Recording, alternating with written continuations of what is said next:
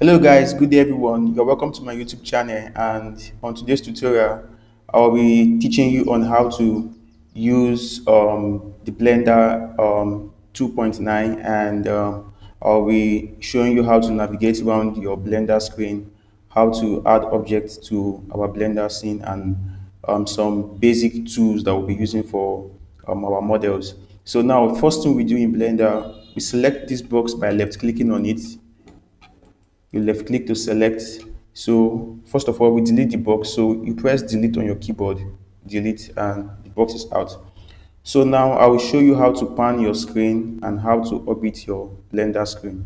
So by doing that, you hold your middle button, your middle scroll button, to rotate your screen. That way you can orbit your screen around your middle button. And to move your screen, you hold shift and your middle button, shift and middle button, so you can move your Blender screen. And so this is called the Scene Explorer. What we have here is called the Scene Explorer. If I left click on this camera, it means that I've selected my camera. So this is where we can check in our materials or our objects. Next on the list is our tool, our manipulation tool. This is our manipulation tool. This is our select tool. This is our cursor. This is our move tool. This is our scale tool, and this is our transform tool. Okay, now how to add an object to your Blender scene. So there are two methods of doing that. You can come to this place where we have add and click on add and say and go to mesh. Then let's add a cube. Now we have added a cube. So now let's delete this cube and use another method. So press delete on your keyboard to delete the cube. Now we want to add a cylinder to our Blender scene. By doing that, we use the shortcut key, which is Shift A. So type Shift A on your keyboard, Shift A, and this add menu comes out, and we go to mesh, click on mesh. Okay, let's bring in a cylinder. Then click on cylinder. Now we have our cylinder in here. So that is basically how to add an object to your Blender scene. Now let's add so many objects into our Blender scene. By that, let me show you cursor. So how to move this cursor now is that you hold shift and right click. So you hold shift and right click, you can move your cursor to the place you want to add your objects. You want your object to be seen. So now what we'll do now, I'll move my cursor here by holding shift and right click on this part of my screen. Then I'll do shift A. I'll go to mesh and click on cube. Now we have cube in here. Let's bring in another object. Bring your cursor by holding shift and right click here. Shift A again. Go to mesh. Let's bring in a UV sphere. So now we have three objects on our scene. So how to select? So like I said, left click to select an object. Now I want to show you how to select multiple objects. By selecting multiple objects, you hold shift and you left click on the object you want to select. You hold shift and left click. That way you can select multiple objects, you can move them, you can scale them simultaneously. So to select multiple objects, you hold shift and left click on the object you want to select. And now to move an object, like I said, that this is our manipulator tools. So this is our move tool. If I select this cylinder, I can move the cylinder on our x-axis.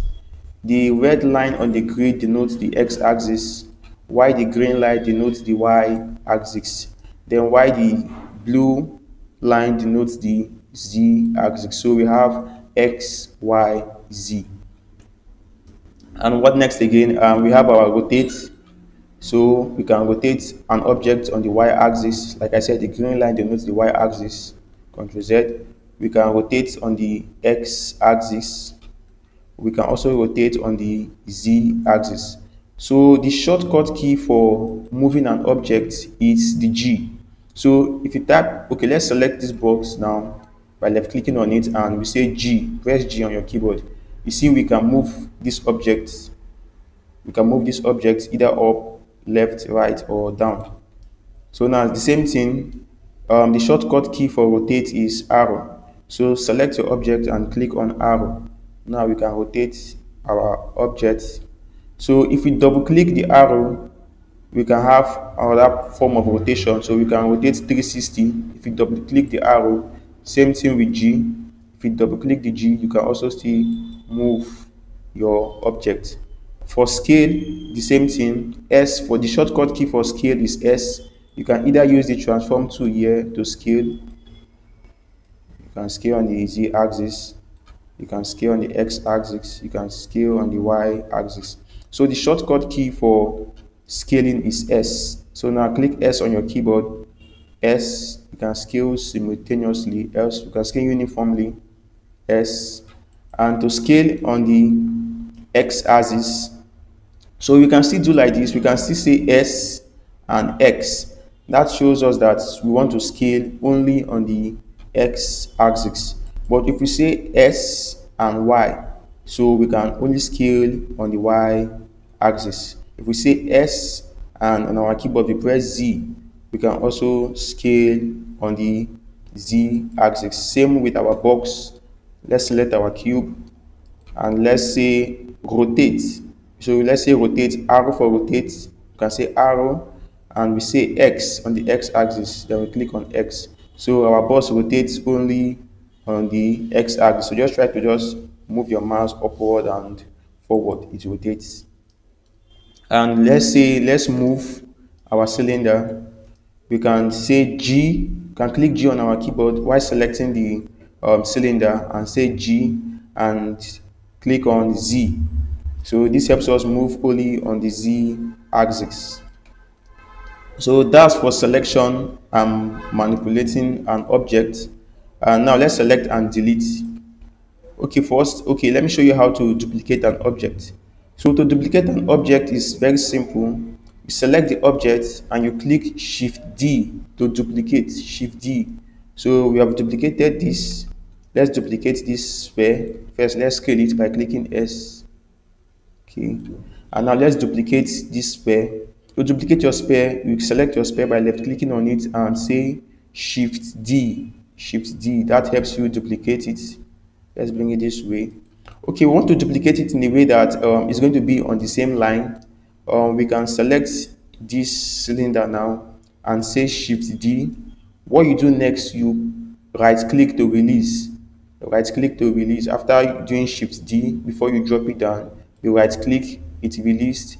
So you can come to your move tool and move it. So they still be, so they are still on the same line. Okay, let's select this and do this with only the cylinder. So let's delete all this, delete.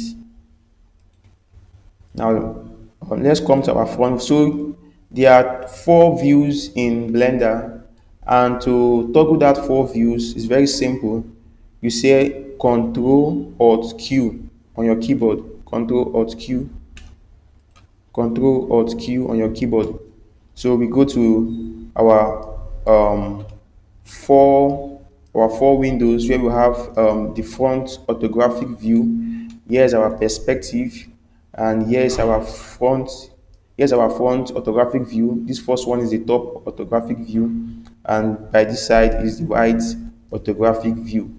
So you can also pan your each and every one of your view and zoom in, but you can't orbit your view. You can only orbit or rotate your screen on the perspective view.